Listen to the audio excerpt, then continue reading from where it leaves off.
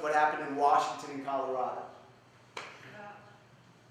Yeah, you know what happened in Washington and Colorado. Who went to the Super Bowl this year, for crying out loud, you know?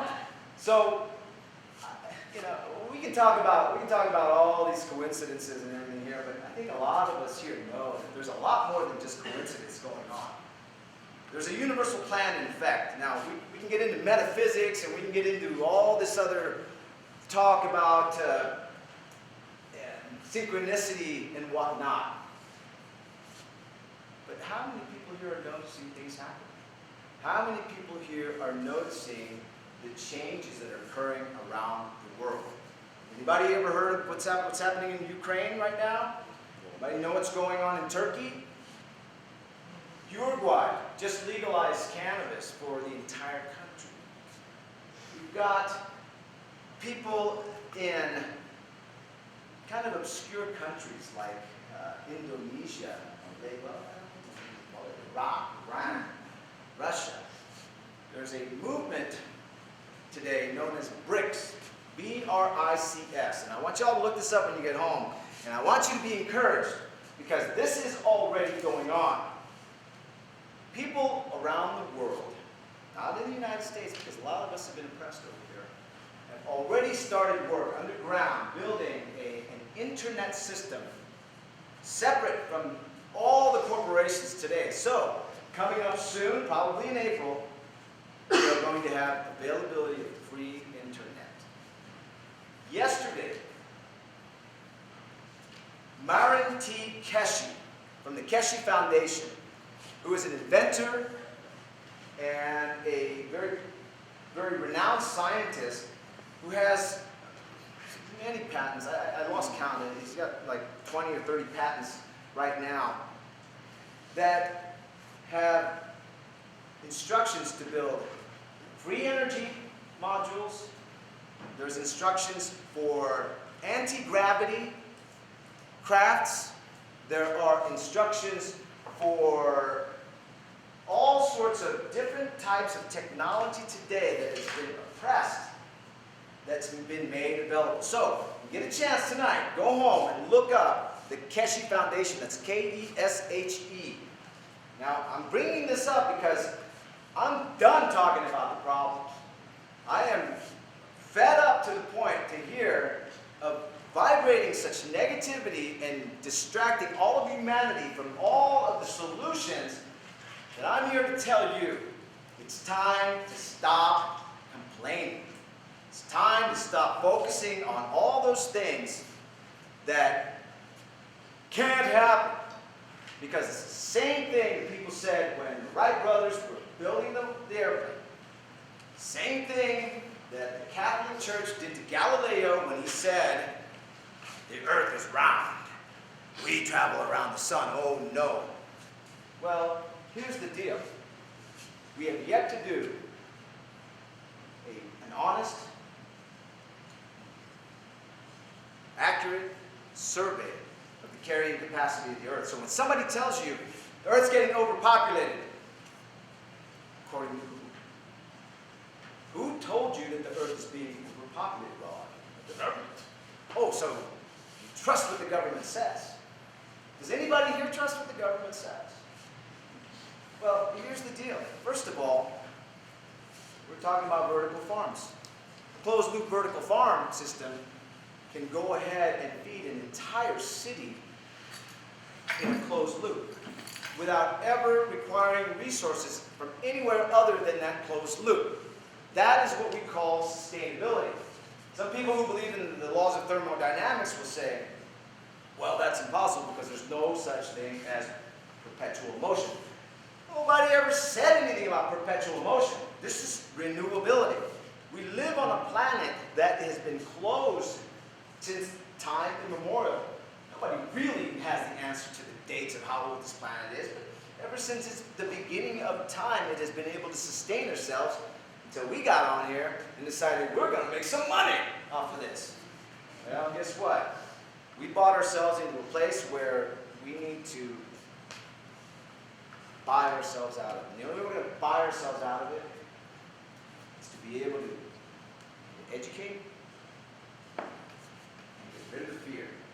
Because ultimately, and this is why we haven't made the change. Because we do not want to take responsibility for our own actions. We're not ready until we look at ourselves in the mirror and say, okay, I'm going to stop blaming the politicians. I'm going to stop blaming the scientists. I'm going to stop blaming the criminals. And I'm going to start making that move. I'm going to look up the solutions. I'm going to read the instructions. And I'm going to obtain the resources. And I'm going to tell my friends. And I'm going to start building this. And then I'm going to say, if you want it, come and get it. Because all this pushing in the world, all this shoving information down people's throat in the world, all this trying to convince everybody in the world. You ever try to tell a kid not to do something? Or to do something? What happens when you do that? Well, you do quite the opposite. And that's what we're doing. We have been programmed from the day one to say, no, I don't believe anything you say because I haven't seen it on TV and the news hasn't said that it's real. Well, how many of us believe that today? You are the evidence that that can change. Take that with you today. Take that encouragement with you. Not this, oh, here's the problem, we need to stop the problem. No more of that. You don't say, here's the problem. When somebody says, oh man, I'm having a shitty day, you ask why. Why are you having a crappy day? Then get to know them and figure out exactly what it is they need to hear so that they'll begin to listen to the solution. Not the problem, because they're already telling you the problem. Bring them some peace, bring them some healing. Because by your example, by your attitude, by your light, by your change, in your way, in your walk, that's how we're going to make that transition. You're not going to be able to change anybody else. You're not going to be able to convince anybody else this is going to work unless you've got a working model right there in front of you. So, you want to make a transition into a resource-based economy? Yeah. Take your resources and show people how to do it. You already know how. Reduce, reuse, recycle, educate, get rid of fear. Take responsibility for your actions. Stop blaming the politicians. Stop blaming the pharmaceutical companies. Stop blaming the oil companies. Because the only reason why they exist is because we let them. As long as we let them, this paradigm will continue. How can we do this now? Well, anybody here pay taxes? You can literally, on your tax forms, tell the government where you want every penny to go. Most people don't even know that, but that's a start. It's a little thing. Hell, if it was up to me, I would say, don't pay your taxes. But, you know, there are people who still need us. And we pay our taxes because we live in a society that's social. We have Social Security because we want these homeless people not to get sick and infect the rest of us with the diseases that's possible if we don't take care of them. Because if we don't take care of them, we're hurting ourselves. And that is the message today. That is the message. We have to be the example. We have to show we can do it. Otherwise, all we're doing is paying lip service to this whole thing. So let's get out there. You know, let's teach them what the solutions are. Let's show them the examples that are occurring all around the world. And let's help change people's minds through love rather than through fear. All right?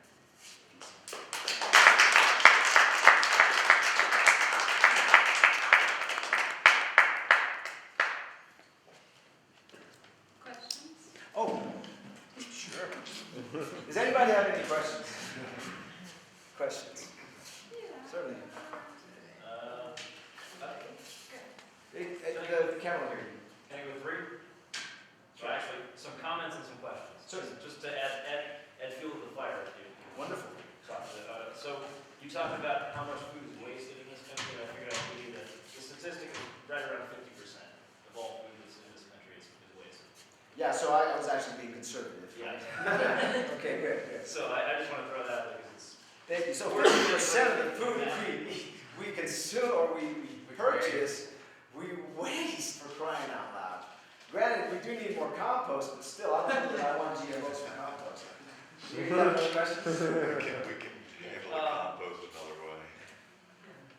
This is another one on top of that. I just wanted to throw it out there. We have 1 billion acres of corn subsidized farmlands. So how much do you think that could produce otherwise? Right, and you know, here we talk about arable land, all right? Why are we so concerned with arable land when we have a problem right now, and I don't mean to bring up problems, but many people aren't aware of this. We have a situation on this planet known as desertification. And desertification in the 1960s was first addressed by several scientists where they decided to take elephants out of the wild in order to prevent them from foraging anymore on the trees there, because they thought that they were the ones making the desert happen.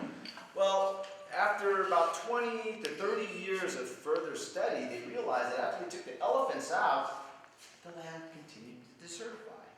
Why is that? Well, what they failed to understand was they were looking at it from a micro point of view. They were looking at a small period of time. But in the big picture, what ended up happening was, since the elephants weren't there to take their dumps on the ground and pound it into the ground and create fertilizer for the soil, and other animals were also prohibited at that point, they prevented the greening effect of that land. That's what we're doing today on this planet. We put roads everywhere.